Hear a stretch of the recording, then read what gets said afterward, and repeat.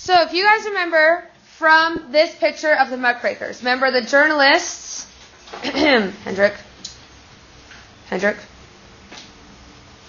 Okay, so if you guys remember from this picture is that the journalists are going to be the ones that rake through all that muck. So an example that I was giving to somebody earlier today when they asked what a muckraker is I talked about, if you guys remember about a year ago, one of Trump's former aides wrote that book, and he went on this whole book tour about all the expose of Donald Trump. That's an example of a muckraker, is taking an issue that they want to expose and talking about it. So as a reminder for your test, so here's some hints for your test. Possible ones that you might see of the muckraking journalism on there. So the octopus, remember you should have put down the railroads for that because that's going to be the movement west. This is the least likely to see on the AP exam. The history of the Standard Oil Company, that might come up if you have a Rockefeller question, or why was Rockefeller a robber baron? You could use it in an essay possibly. How the Other Half Lives, make sure you extra star this one, hint, hint. Definitely going to be some questions on it, whether it be why was this created, immigrants, tenement living, things like that. Or it could possibly go into something along the lines of what impact do these photos have, does it start the progressive movement, and things like that. Yeah? I forgot, so is that How the Other Half Lives, is it focused on immigrants or bad working, living conditions? Both. Okay. Yeah, both at the same time. So the book is about 200 pages long. And it goes into what's called the Third Ward, which is the tenement living in New York City. And then basically it exposes how they're living. It exposes the sweatshops that are there as well. So it's basically what is the life of an immigrant in this location. Okay? And then the last one, which is obviously the one that you guys did your homework about, is the jungle. Okay? So remember, the jungle is going to be that meat packing industry. By the way, how was that reading? Was it fun? Yeah, super yummy. Yeah. Yeah, it was bad. The point was to be bad. They just have no laws. Well, and that's the thing, though, is that you have to remember back then, there were no laws. There were no laws that had to protect you from these different things. Everything they did in that was completely legal. Obviously, everything has changed because of that book. So, in that consumer business reform, which in theory you've already written this down in this class, but go ahead and flip to it because there's one more thing that we're going to talk about. Yeah. Ooh, that is great. We have an error real quick. Go to your journalism one that you should be studying, your journalism muckraking movement handout. And there is a pretty big error on this handout. If you go to where it says Upton Sinclair's book, The Jungle, under Key People and Books, you need to completely cross out their definition. Because obviously that definition is incorrect. So cross out that definition and instead write exposes the meat packing industry. So exposes the meat packing industry. Ben, that's on this one. Sorry. This is the one, by the way, that has that mistake on it. Thank you for pointing that out. Okay? So just make sure you know it's the meat packing industry. It is not immigrant living. What book is that? How the Other Half Lives. Exactly. Okay? So, because of that awful thing that you guys read overnight, is that because of that, you're going to have the Meat Inspection Act. So, for example, you're going to make sure that every single thing is inspected. Everything is safe to be able to use and things like that. The other thing that we talked about as well, do you guys remember when we talked about these different consumers and stuff like that?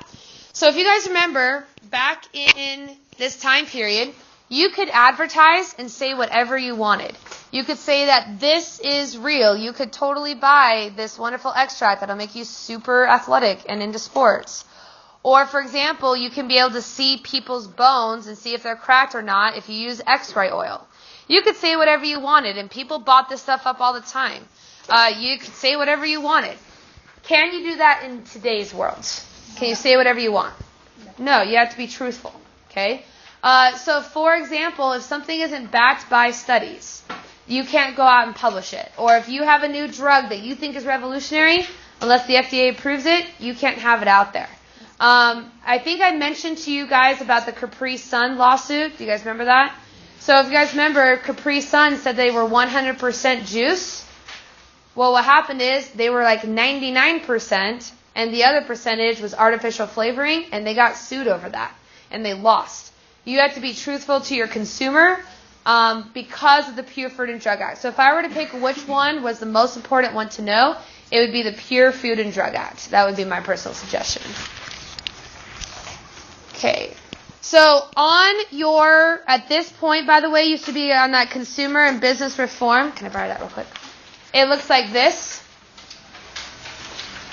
Looks like this.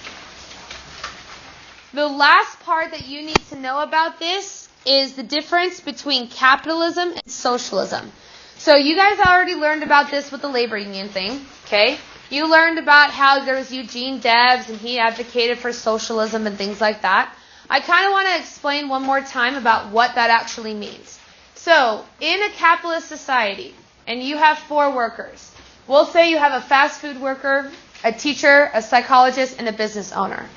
If you make this much money, so for example, a fast food worker makes $15,000 a year, in capitalism, that's how much you make. Versus a business owner who makes $1 million a year. Capitalism does a couple things. Positively, it creates competition, you get rewarded for your successes, different things like that. Negatively is, do you see that big gap between $15,000 and $1 million? Is it fair that somebody should be able to make all that money and have the little guy not make enough? That's why socialism, that's why people support that. In a true socialist economy, what that means is that all the money up here would be all pooled together. Then it would be divided amongst everybody equally. So instead of making $15,000, the fast food worker makes $30,000. That's awesome, right? This really helps the poor because they're able to make more money. However, do you think that the business owner over here likes taking that pay cut? No. So it really helps the poor. The rich really don't like it. A great example is in healthcare. So for example, in England, they have a socialized healthcare where healthcare is free for them. Their doctors can only make about $50,000 a year. The problem is that this actually causes a shortage of doctors in England where they struggle to be able to find them because they can't make enough money compared to the United States. So that's kind of a little bit of the difference. Yeah? So that's not divided evenly? Well, we're just saying that this is divided amongst the entire population. Okay. Yeah. Yeah, it's divided amongst the entire population. Okay? Because there's more than 4 people in a socialist community. All right, now Eugene Debs is the person that you're going to want to star in this. If you see Eugene Debs at all, you automatically know it's socialism. So just remember with Eugene Debs, socialism. Okay? So now we're going to go to African-American Rights. So if you will flip to the African-American Rights paper. African-American Rights. Has a whole bunch of pictures of African Americans on it. That might be a tell. You already skipped yours. Yeah. Has a picture, it says African American Rights on it. Has a bunch of names on it. The back has a bunch of pictures on it. Okay, now, for this, what you need to know is you need to know the differences between the 3 people. You should already know what a lynching is. So for Ida B. Wells, make sure you put down for Ida B. Wells that she was the muckraker of lynching. So remember, she writes a newspaper where she's going to describe lynching in graphic detail. People read that newspaper, they begin to go anti-lynching, and it causes anti-lynching laws in the United States. I would especially know the difference between Booker T. Washington and W.E.B. Du Bois. Okay, very, very different in the two. We'll start with W.E.B. Du Bois. So, his actions directly led to the NAACP. That's what you need to write down for W.E.B. Du Bois. Is this directly led to the NAACP? And it looks like it's in the first bullet. Okay? So basically what he does is he begins to create organizations, funding court cases, advocating for African American rights. Later on, people take this idea and create the NAACP, the National Association for the Advancement of Colored People, based on this. Now, the one person that you need to star big is Booker T. Washington. And with Booker T. Washington, if you will put like either highlight it after you write it, whatever you need to know is you need to put controversial. Booker T. Washington is easily the most controversial figure on this entire paper. And here's the reason why and what you need to know. Booker T. Washington was different than other African American rights advocates. Here's what he believed, and this is what you need to make sure you write down. He was fine with segregation. So it's not that he advocated for it, but he was okay with segregation in the United States. His belief was that, yes, people who are black are less than somebody who is white. His understanding was that because of that, instead of advocating for more rights because they are a lesser race, you should instead advocate for the following. So here's the two things that you need to do. The first is that African Americans should just make the best of their situation. Do the best you can. Yeah, you're going to be discriminated against, and yeah, it's not very good, but do the best that you can. And especially if you want to maybe put in a bracket of that, is economics. He really said that make the best of your situation in the South. If you need to share a crop, share a crop. If you need to go find a better job in the South, find a better job. Do the best that you can with the segregation laws that are in place. He's not advocating to get rid of them. He's just saying make the best. And the second thing is education. That was really what his major platform is. That's why there's so many schools named after him, is that he advocated for the education of African American rights. So Booker T. Washington is going to be the real controversial figure here, and he's the most popular on the AP exam. Sound good? And we're just busting right along here. Okay, religion-based reform, and this one's really fun. Religion-based reform. That's what you should be going towards. It's a picture of the YMCA and the Salvation Army on it.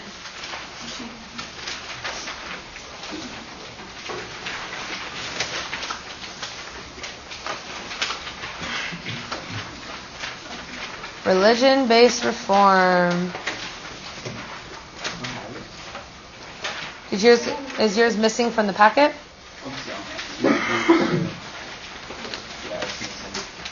Is that a packet I gave you? Or are you just missing one of them? No, I'm just missing one of them. Okay. Alright, so with religion-based reform, okay? Couple of examples. I want you to put at the top of this of like the cause of this religion-based reform. Wait. Doesn't make any sense. Why did I put that? Don't put that cause. Incorrect. Wrong. I did not do this correctly, but that's okay. My bad. Alright, so let me explain what this is going to happen. Is basically what's going to happen is they're going to begin to advocate for using Christianity to be able to make different reform movements. So one example is the YMCA. Was this the class that played the YMCA song or no? Okay, that's cool because I'm going to show it to you. So the YMCA, which I know in Utah is not a huge deal, but in almost every other state it's a big deal. The YMCA is a real place. But if you've ever heard of the YMCA or the song, okay, the song's over here on the left. And you're like, oh, that's a fun song. You know, you play Just Dance, whatever with it. It actually tells you what the YMCA is. So I'm going to read you part of it, and I want you to figure out what is the YMCA. So it says, young men, there's no need to feel down. I said, young men, pick yourself up off the ground. Young men, because you're new in town, there's no need to be unhappy. Young man, there's a place you can go. I said, young men, when you're short on your dough. What does dough mean, by the way? Money, yeah. You can stay there, and I'm sure you will find many ways to have a good time. And then skipping all the way down here, says you can get yourself clean, you can have a good meal, you can do whatever you feel. What does this sound like to you? When they're talking about giving you free food, giving you a place to stay, it's a homeless shelter. That's what the original YMCAs were. The YMCAs were originally a homeless shelter, and if you want to put that next to the YMCA as a good example, is what they advocated for was to be able to have you have a place to go that you could be able to survive. Now, what happened is that these original homeless shelters, what do you think the C might stand for based on this category? Christian. It's the Young Men's Christian Association. It was paid for by churches to allow people a place that they could go. Now, as time went on, the YMCA became what it's known as today. A YWCA opened up, and then it ended up combining between the two. Now it mostly focuses on athletics and things like that, so you can still go to these places. Like in Idaho, they're all over. You guys have rec centers here. I'm not used to that. But up in Idaho, we all have YMCAs instead. And that's like the logo today. You still have it. Okay, Salvation Army. When do you tend to see the Salvation Army? At grocery stores when? It's Christmas time. That's right. They're the bell ringers, right? Salvation. Does that sound like a religious word? Yep, it is. It's because that's what their job was to be able to save the communities. They would actually send out these things called slum brigades where they would go out in the slums as a giant organization from the church, and they would go do a bunch of community service. Later on, they become really famous of collecting money, especially during Christmas time. But that's like another example of this use of Christianity. Which brings us to the social gospel, and this is a very important double star. I accidentally didn't put it on the must need to know information, sorry. But double star this term, it's very important. It's also led by a guy who most people say is one of the more attractive men of our class, so you can be able to help remember that. Now, what happens is this guy is German, and he has this idea of what is known as the social gospel. So here's basically how it works. He has this idea that in the United States, what is the primary religion? Christianity, right? And if you know anything about Christianity, who is the center of the Christian religion? Christ. He's named after him, right? So Christ is the center of the Christian religion. Now, if you know anything about like a lot of Christians, they tend to want to emulate Jesus Christ, right? They're like, I want to be Christ-like, live your life as Christ did. You might hear, what would Jesus do? Okay, those are all examples of wanting to be like Christ. On the earth, how did Christ help people in need? Through charity work. So if you're trying to be like Jesus, what should you do? It's charity work. Exactly. This is basically the idea, and if you want to maybe write this down, this is what's really important about it, is that you need to know that the social gospel believes that you should do charity work because you need to be a good Christian. So if you are a good Christian, you need to do charity work. So what happens is that that's why a lot of communities now in the Christian religion go and do a ton of charity work, is starting with this idea. It massively increases charity work in the United States. Which brings us to the gospel of wealth, which is another double-starred term. And make sure that you know this is Andrew Carnegie. So make sure you know this is Andrew Carnegie. So what happens with Andrew Carnegie is we know what was his industry? Steel. And he becomes like super mega famous, right? And very, very rich. He writes this book called The Gospel of Wealth. And here's basically what it said. And this is what you need to write down. As somebody who is wealthy, you have a Christian duty to give back. So again, as somebody who's wealthy, you have a Christian duty to give back. This is the idea that God has given you wealth. Therefore, you must spread that wealth to other people and help them out. So, for example, Taylor Swift. Okay? Last year, this is actually a Utah story. This is a family from Ogden. I didn't realize it was the same picture. Sorry. This woman that's up here, she was one day just not feeling good. She ended up going to the hospital. She had a stroke, and then for the past 6 years, she has been in a comatose state. Now, what happened is they started a GoFundMe last year. People started to pick it up, and then all of a sudden, they get this nice big donation from Taylor Swift of $15,000. Now, the idea here is that celebrities, and this happens a lot, should give back because they have so much wealth. Taylor Swift does this a ton. Her price point is $15,000. She gives to GoFundMes at least once a month based on this price point. Now, I'm not saying that's because of the Christian idea, but the idea is that if you're wealthy, you should give back. So, ways that Carnegie gave back, make sure you know them, and we've talked about these before. Philanthropy, right? Being able to be good at giving people money to be able to survive, okay? Other ways, remember those public works projects that he did, where he created the free libraries and the free parks and things like that? That's another example that he did. And then donating to science. All those were ways that he wanted to give back to the community through the social gospel. Okay, so social welfare reform. Here's what you're going to notice on social welfare. Social welfare reform is very, very similar to everything we just barely talked about. Okay? Big thing to know about social welfare reform is make sure that you know social gospel, which we just talked about. Make sure you know Jacob Riis. So immigrants, how the other half lives, things like that. Make sure you know those settlement houses, which we talked about previously.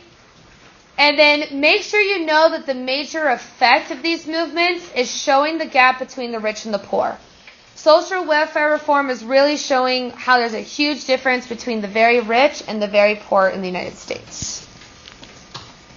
Okay, Prohibition. Switching over to Prohibition. Got about 8 minutes left, guys. Prohibition and Temperance.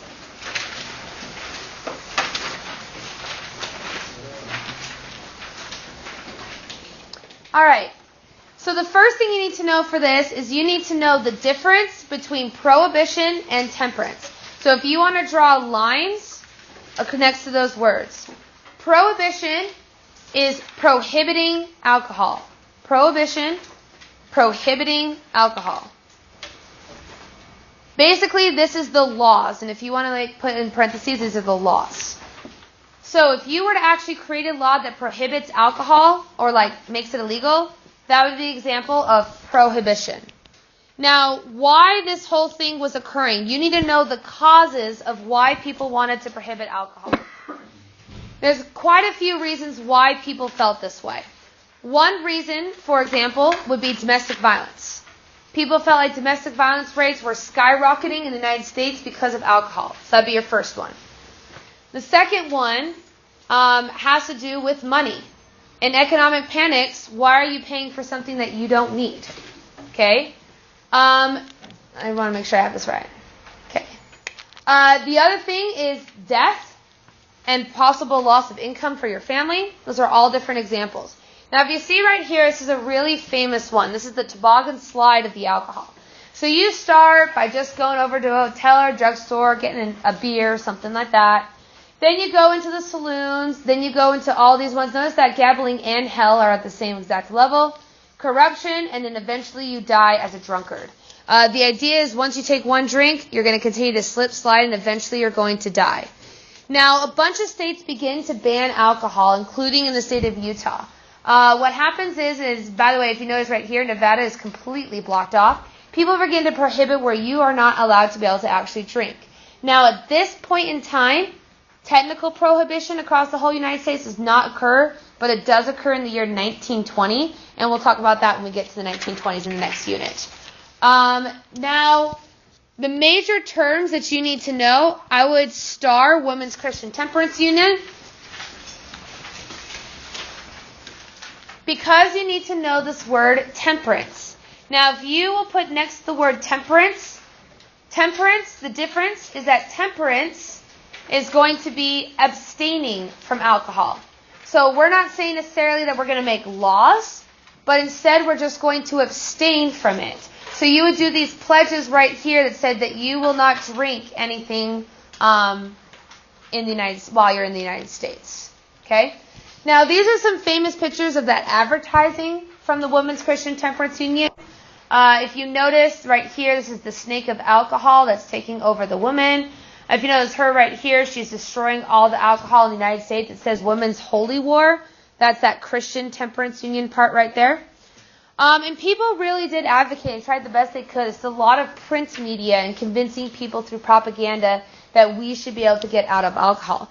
By the way, if you want to make sure you put at the top wet versus dry, wet versus dry. Wets are people that believe that we should continue to have alcohol. Dries are people who believe that we should not. If you ever hear at college that something is a dry campus, such as Utah State is a dry campus, you're not allowed to have alcohol on campus there, that's where these terms are going to end up coming from. Which brings us to Carrie Nation, who star her because she's somebody that you should never forget because she's amazing. Okay? Carrie Nation was a woman. She was a nun. And while she was a nun, before she was a nun, she was married to her husband, and her husband died from alcohol. She becomes a nun, and her life goal becomes that I'm going to destroy alcohol. Now, if you notice, her famous look is dressed up as a nun, the Bible in hand, and this little hatchet right here. So this is how she had the goal of destroying things. She would literally destroy alcohol. She would go into bars, and she would hatchet the entire bar apart. So imagine going into, like, hanging out at the saloon, and all of a sudden this crazy lady in a nun costume runs in and starts hatcheting and destroying everything. They estimate she destroyed somewhere between 100 and 250 bars. And her last one that she ended up doing, I believe she was something like 82 years old. Just imagine this 82-year-old woman running around with a hatchet in her hand. Now what happens is she kind of becomes the calling card. That's why you can say Mrs. Nation right here, of destroying alcohol in the United States, and she really becomes the symbol of all of that. Yeah, how did she not get arrested? She just kept paying the fines. So she barely received any fines for it. She just paid like $5 and then moved on and did the next one. How did- Did she destroy an entire bar? Yeah. So they received $5 in fines? Yeah. Those were the laws back then. There was no like restitution or anything like that. Okay. Government and political reform. Government and political reform. The good news is we shouldn't need to talk about this because you should already know it because we learned it like 3 weeks ago. So, key terms that you should already know. Political machines. Remember, immigrants, New York, Chicago. Thomas Nast and Lincoln Steffens. These are going to be the muckrakers against the political machines. Tammany Hall is the name of the famous organization. Boss Tweed was the leader, and they ended corruption in the government. We've already learned a ton of this stuff, which is why I'm not emphasizing it right now, because you should already know it. Okay? We saw those photos. Okay, women's rights and suffrage, almost done.